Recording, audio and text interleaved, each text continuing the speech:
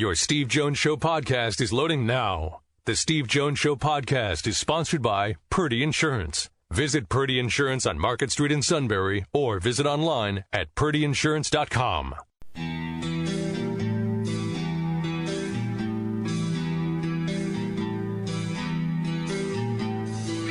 Sports talk where your voice counts. This is the Steve Jones Show on News Radio 1070 WKOK. Now from the Sunbury Motor Studio, here's Steve Jones. Takes the snap, play action, back, waits, throws over the throws near corner, got Fireboot, touchdown, Penn State.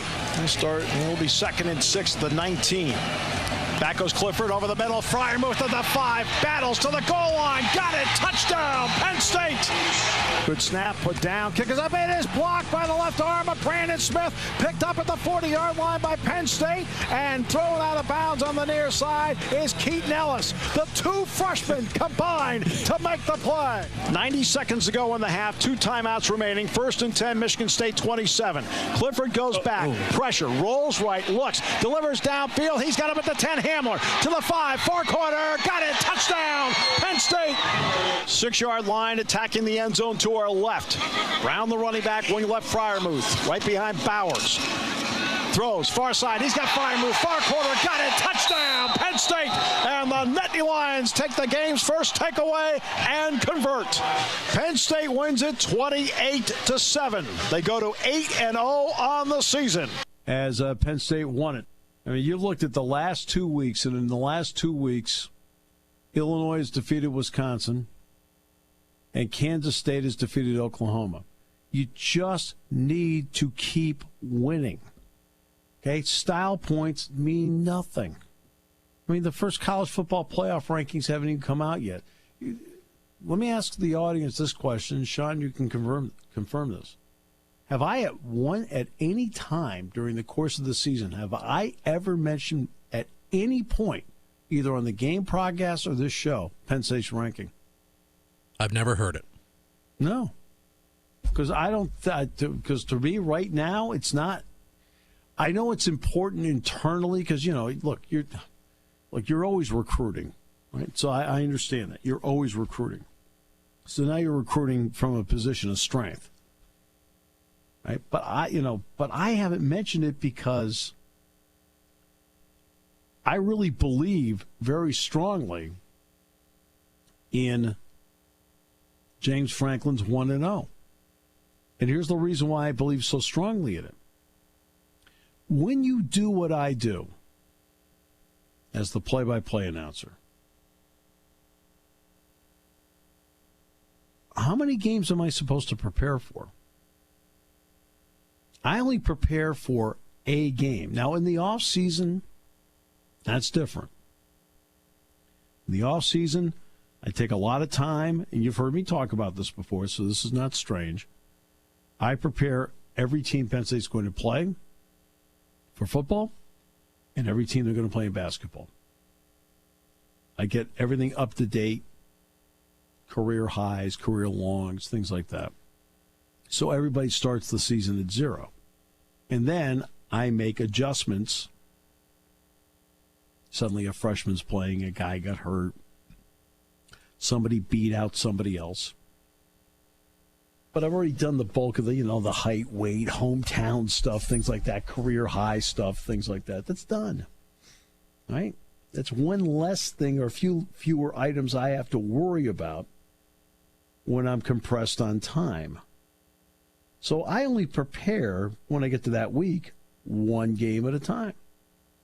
Right? I can't sit there and do anything about the Indiana game. Nothing. I can only do something about the game in front of me, Minnesota. For a football coach, it's a cliche. Excuse me. Okay, you can do that. You're the fan. You're entitled to do that. You've earned the right to do that. The coach, the players can't do that. So, yeah, it's a cliche, sure. But, to be honest with you, that's all they can do. So now they got a bye week. So, and the other part, until now, did you hear me mention anything about the land grant trophy? No mention of the trophy on Saturday. No. No, and not never. No. Right? In fact, you want to know how it went back? It went back on the manager's bus. It didn't even go back on the plane. Like, okay, fine. The key is that they won the game. That is a pretty heavy trophy. It would have been well, I wouldn't say it would have been a challenge for the big boys to haul it up the steps into the plane, but but hey. But seriously, I mean, it's about winning the game. Great, fine. Some would think the one game at a time is I mean, but that you're right. I mean, that's just how they roll every week. I mean, do you want me to announce the Indiana game when I'm doing the Minnesota game? No. No. You can't. And they can't coach it. I really don't think it's cliche at all. I mean, that's just how they have to approach things. It is what it is. It's what you have to do. Now a fan can go, hey, what about, they got this game coming up down the road. I completely understand that. You're a fan. You don't really have anything deeply at stake except your emotions. All right? Okay, it's not your job. So a fan can be absolutely like that. But anybody who's working in it, you start getting ahead of yourself, and guess what? The second you get ahead of yourself is the second you fall behind. So the next game for me, believe it or not, is actually basketball. I've got a game next Tuesday in the Jordan Center, the basketball opener. That's my next game. In fact, they go basketball, football, basketball, football, basketball again, football, basketball, basketball, football. That's my month. So, yeah, I'll jump back and forth. But, again, you go to your next game. You go to the next game.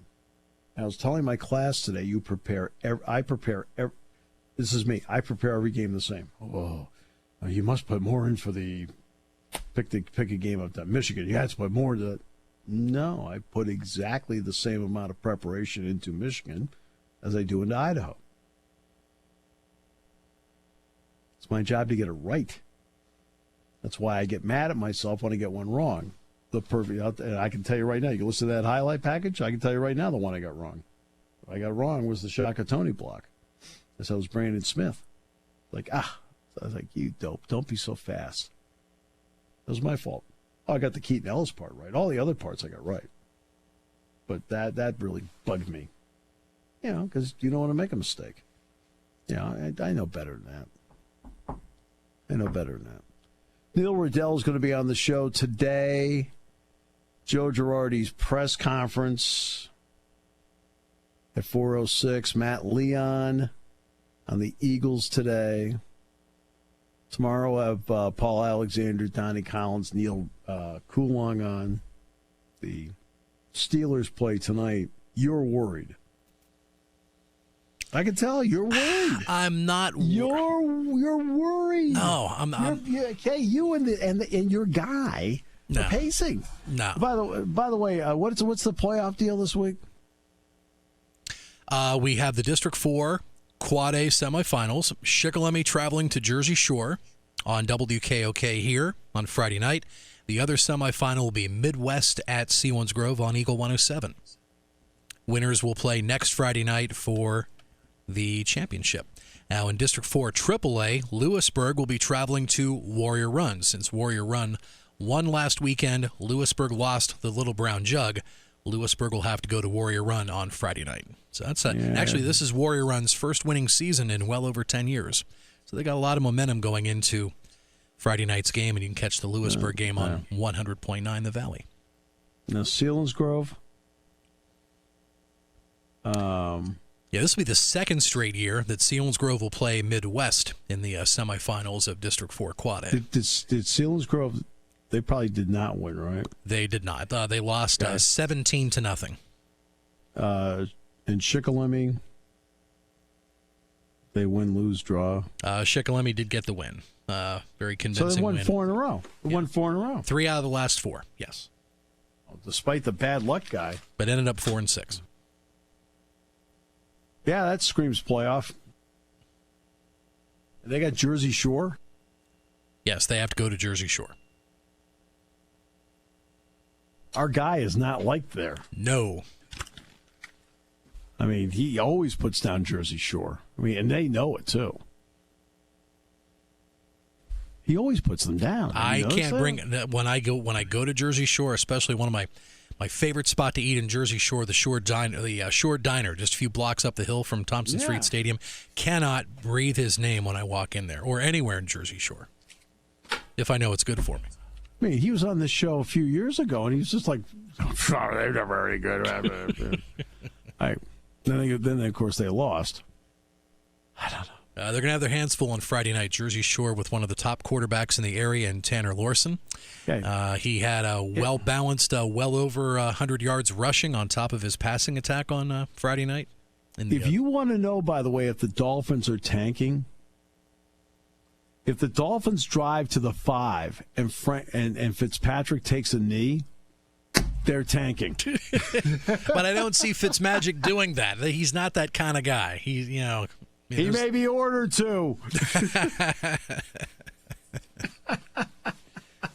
So I just hope. I would think. I expect a slow start from the Steelers tonight, coming off the bye, and Mason Rudolph coming out of concussion protocol. Blah blah blah blah blah blah. They'll be up 21-3 at halftime. You'll have your feet up, and I'm hope that's the goal. I would love that. God, you worry about this team's bad.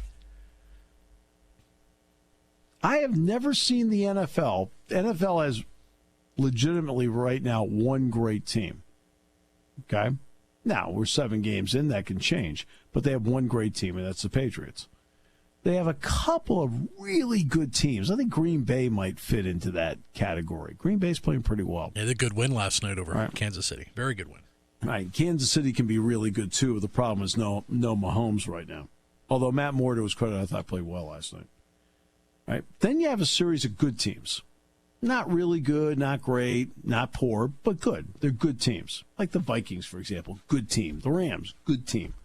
But the chasm between good and bad in this league is greater than I've ever seen. The Jets are bad. The Bengals are bad. The Dolphins are bad. The Redskins, sorry, Roger, are bad. It's bad. I mean, legitimately bad teams. I mean, if I'm Tua Tagovailoa, I stay in school another year. We'll come back with more in a moment here on News Radio 1070 WKOK. For nearly 100 years, Purdy Insurance has been your locally owned, family-operated source for insurance products. With a staff of over 20 and partnerships with some of the industry's most trusted companies, Purdy has the experience and resources to get the job done. Whether you need personal, home, and auto, or complex business insurance solutions, Purdy will help you navigate through the process. Call today at 570-286-5855. Or better yet, stop in their Sunbury office to see what Purdy Insurance can do for you.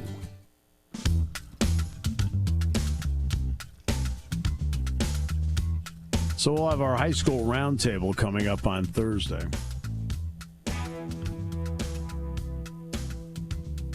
Yeah, Shikellami's won, 3 of their last 4? Something like that's good. By the way, on the roundtable on Thursday, it'll be the debut of Justin Michaels. He'll be in for Greg Wetzel on Thursday. Hey, good. Great to hear from him. Yes. You know how much respect I have for Justin. Yep. Terrific. Greg currently in Florida, a little Disney vacation, but he will be back. Him. Yes, he will be back in time for sure for Friday night's game. Where's Greg staying? Down in Florida in Disney World. Lake Buena Vista, my man. Lake Buena Vista. To the best of my knowledge, I would not be surprised if he took the clubs. Had to have taken the clubs. Greg, I played Lake Buena Vista, where they've held the Disney Classic before. Awesome golf course. Go for it.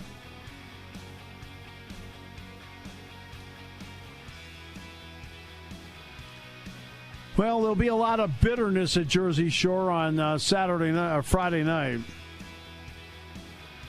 I mean, my understanding is they won't even let him eat the media meal. That's not good. Learned something new on this show. Didn't expect they served that there at Thompson Street Stadium. Interesting. They won't even let him eat the media meal.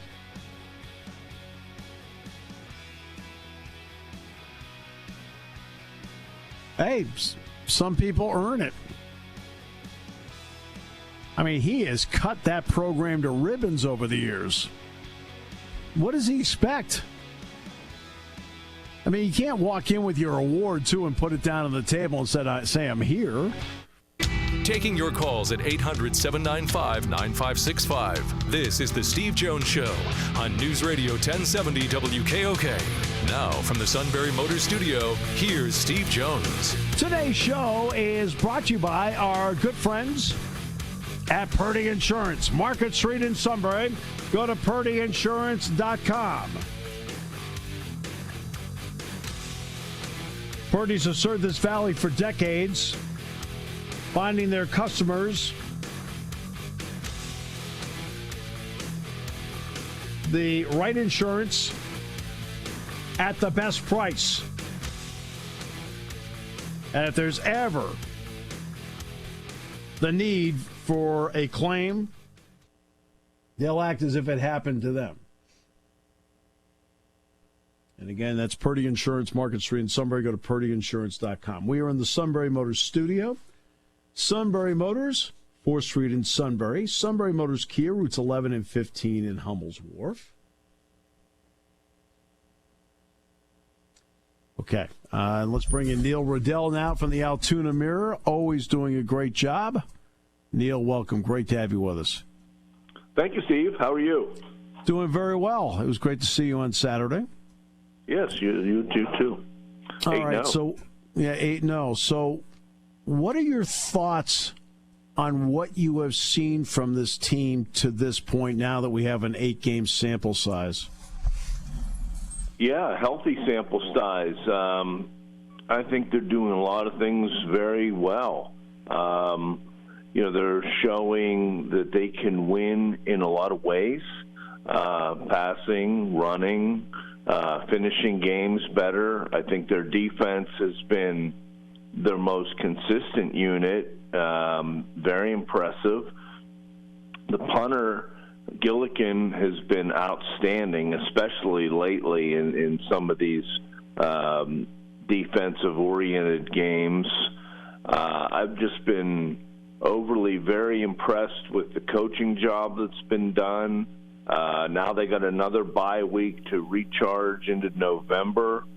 I think it's a team that has been a little ahead of schedule in terms of what was most of us expected. I expected at least a loss, maybe two at this point.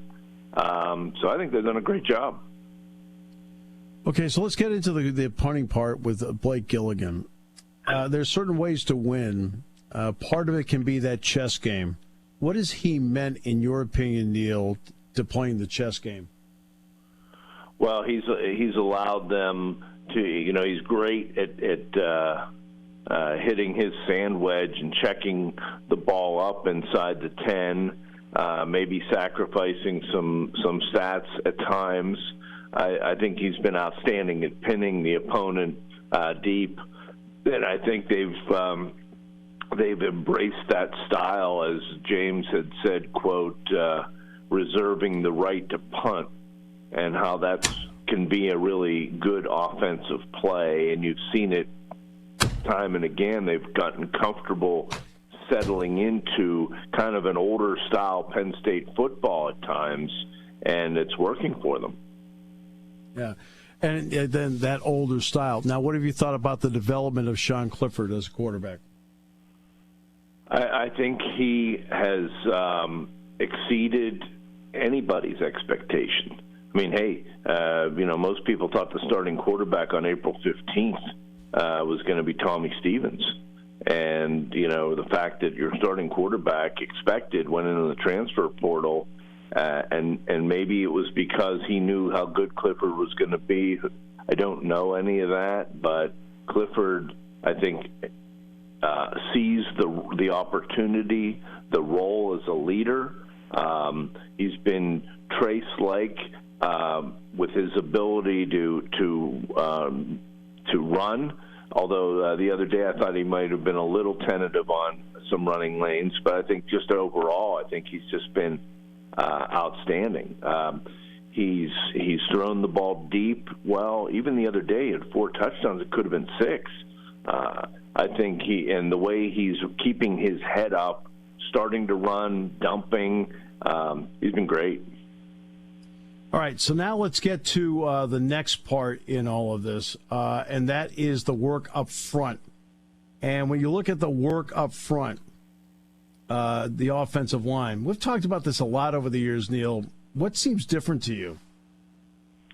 Yeah, I think they're really maturing. They lost a couple guys in Bates and McGovern who were stalwarts there, and yet, I didn't know early in the season whether there were some growing pains, but I think later, to be able to put Iowa away out there by running the ball, I think they've pass protected well.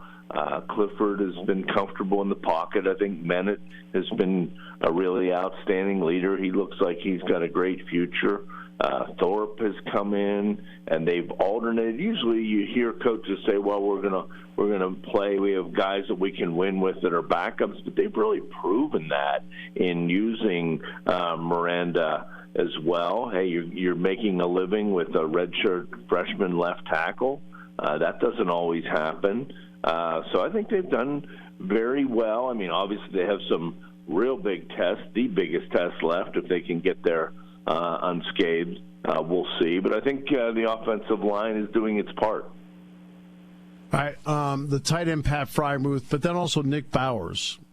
That can sometimes be the best friend of, obviously, a quarterback. So when you look at what they've done, both as blockers and as receivers, what have they meant? Well, I mean, Freiermuth's playing himself into a short list now already as a sophomore into some pretty heady company when you're talking about, Brady and Gesicki and maybe all the way back to Kwolek, although, probably Brady and Kwolek would be better blockers at this stage. But though this kid's a great receiver, to have 15 touchdowns, 2/3 of the way through his sophomore year is a great number. And I think Bowers has been one of the unsung heroes. He looks like he's a good blocker, and they've dumped the ball to him for big gains. I think they've really effectively matched up, with the tight end, and not only the tight end, but, Hamler at times. I thought Ricky Ronnie had a really good game against Michigan. I know, there's been an ongoing debate about the tailback spot, but, to be able to put Hamler one-on-one and Freiermuth one-on-one and get 28 points against Michigan, to me, that's got to be enough, and it was. Right, and it turned out to be enough in that. So let's get to the defense. The defense came in with the reputation that some felt would have to carry the load for a while. What have you thought about their production? I think it's been very good. I didn't know whether they would be as good up front as they've shown. I think the way they've not been shy about substitution, and I think it's kept everybody fresh. Obviously, we're seeing a great player in Parsons, but I thought Cam Brown at the end of the Pitt game, his effort, down at the goal line a couple times and getting after Pickett, and Pickett showed a lot in that game. I thought that, Jan Johnson has been underrated and continues to be around the ball. I think the linebacking play's been really good. I didn't necessarily think Oweh played super against Michigan, particularly when Michigan, was able to drive the ball and come back. But, boy, the other day to come back from that game and have 2 strip sacks, I just think that collectively their body of work has been really good. I think at times their secondary has been maybe beaten a couple times, but they're playing so many young kids. And, again, the amount of depth on defense is really showing up. Yeah, and that's the key part, is the fact that they've been able to get some depth. What have you thought about the play of Micah Parsons to this point? Well, I mean, I think he's probably played more games than he has left. I mean, this is a decorated player who has been terrific. To be able to come into that position, at Penn State, with a storied history at linebacker, lead the team in tackles, even though he didn't start a game as a true freshman. Or maybe he started one. Steve, correct me on that. I started at Rutgers last year. Yeah, it was it. Okay. But, I think he's been really good against the run. Their lateral speed, their overall speed on defense, to me is probably the fastest defense they've ever had. Hey, there have been some times where maybe he's shown a little exuberance. I'm not sure where he was going the other day to jump offside on the punt team when you're not really trying to block the punt in that situation. But that whole sequence was kind of confusing. Maybe he was confused because D'Antonio called a timeout. I don't know, but he's been a pleasure to watch. Yeah. But there's also the veterans, too. When you look at the veterans like a Cam Brown, a Garrett Taylor, John Reed, Tariq Castro-Fields, what have they meant to steadying this defense, in your opinion? Yeah, really good leaders. I mean, just talking to Garrett Taylor, I think Reed, these guys are not only good players, but they're smart and terrific leaders back there, have allowed the younger players, to see a Marquise Wilson come in, Gordon, and some of the guys that have not had a lot of experience, Brisker, to be able to be brought along like that. I mean, I like what James has done with the program in that regard, because really, to me, they're still a little bit ahead of themselves of where they are, where they could be this year, and if all the pieces fall together next year. I mean, this is clearly a program on the rise. Okay, so now the play of Hamler. Obviously, when I talk to the Pro Football Focus guys, they are all over KJ Hamler. When you watch him in person, Neil, what are you seeing? I think he's also a great leader. I thought the 4th and 3 where he gained 4 yards to put the Michigan game away was one of the most determined runs by a smaller guy that we've seen. I mean, that was just all heart.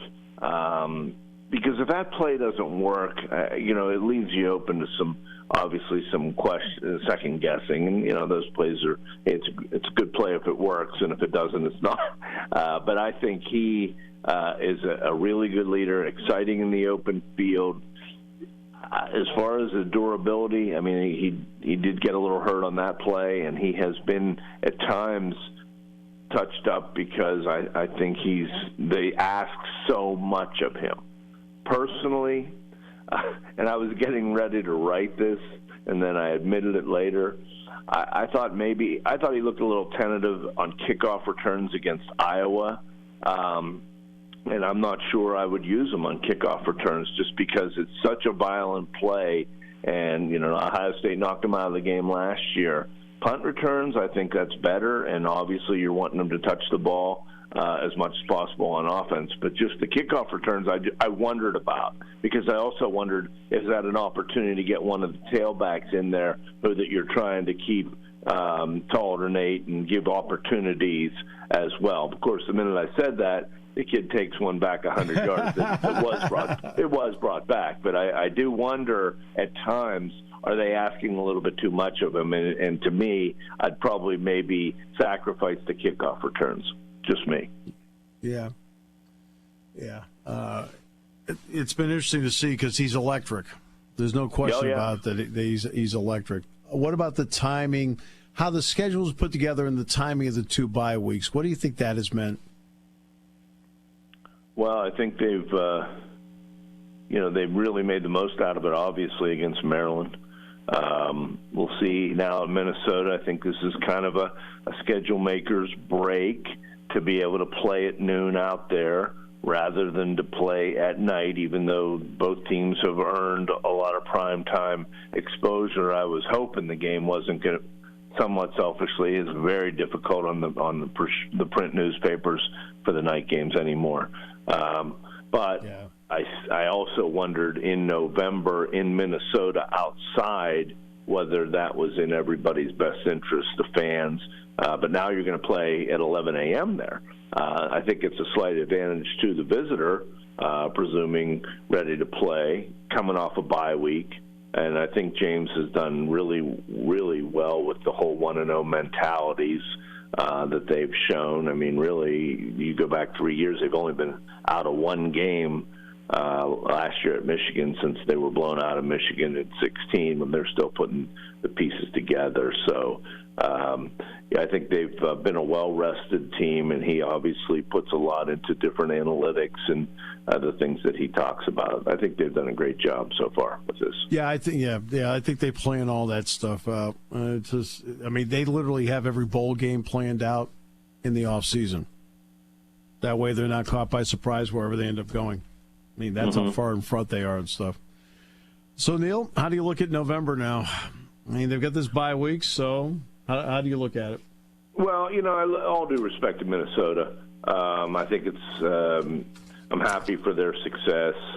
I think they could be body slammed in November some. When you look at, they're 8-0, but they haven't played Ohio State, Michigan, Penn State, or Iowa or Wisconsin yet.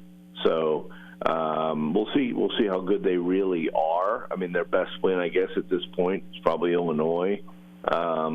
So they have a lot to prove. But going up there, it's going to be in a lot of excitement. They're coming off a bye week also, so they can beat the drums. I think Indiana, win or lose against Minnesota, especially if they win, though, is a very dangerous game. Indiana can score. Penn State's had some trouble with them at times. That guy is doing a good job. So I don't take that one as an automatic. Indiana's playing really well. Really well. And then, obviously, everything is circled in Columbus, set up for them. Ohio State looks as good as anybody.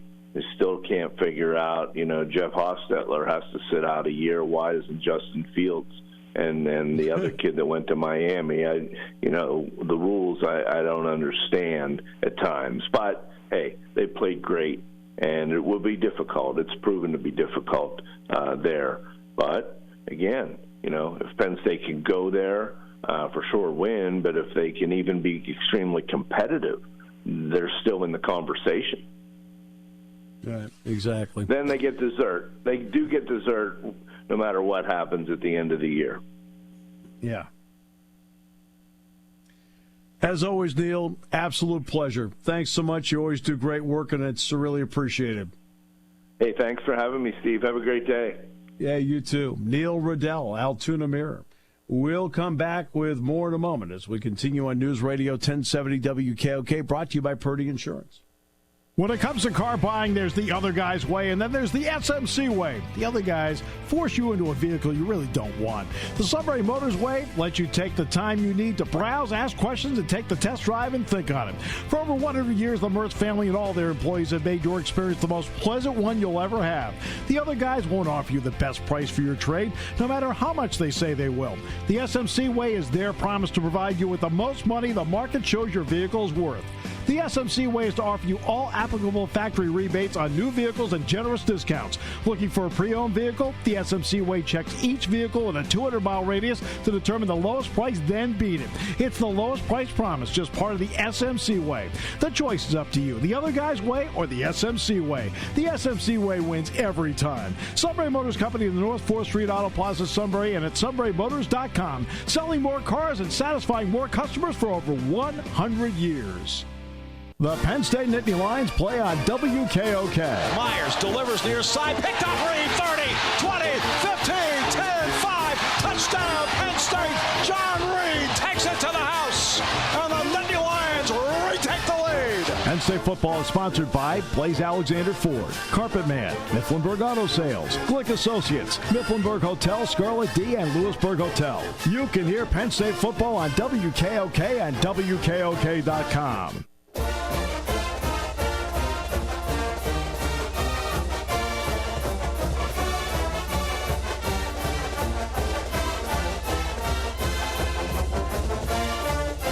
Great to have you with us on the show today. Bye week for the Nittany Lion football team. Again, let's talk about the key factors in Saturday's win. All right? Who won giveaway, takeaway? Penn State, 4 takeaways. Michigan State had 1 +3 Penn State. Who scored the only points off of takeaways? Penn State, 7. Penn State now has 66 points off of 14 takeaways. That's nearly, not quite, but nearly 5 points a takeaway. Right. Penn State, explosive plays, won that. Michigan State only had one the entire day. One. That was the one that got the touchdown. Penn State had more explosive plays and field position. Penn State's average drive start was their own 42. Michigan State's was the 19. In 13 possessions, that is 300 yards. The, quote, hidden yards, it's 299, but just for the sake of rounding, we'll say 300 yards. The hidden yards. It means everything. Your defense, for the most part, is running out there with acreage behind them. Do you know how many times this season the opponent has started on Penn State's side of the field? 4 times. The whole season. 4 times.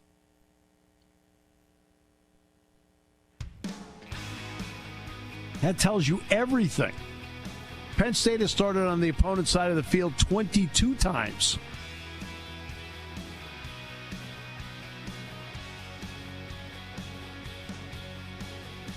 "22 times Penn State has started on the opponent's side of the field. That's nearly 3 a game. The opponent has started on Penn State's side of the field 4 times all season. Oh, and by the way, do you know how many points the opponent has in those 4 drive starts on Penn State's side of the field? 7.